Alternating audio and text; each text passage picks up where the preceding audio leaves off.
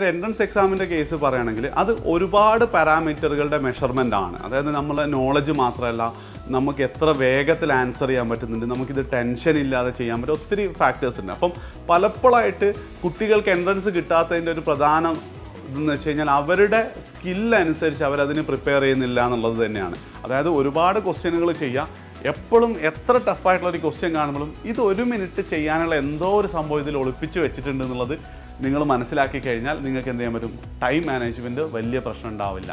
നീറ്റിൻ്റെ കേസിൽ മിക്കവാറും ഓരോ ചോദ്യങ്ങളും ഒരു പാഠത്തിൻ്റെ ഉള്ളിൽ നിന്നുള്ള കൺസെപ്റ്റുകൾ മാത്രമേ ഉപയോഗിക്കുള്ളൂ.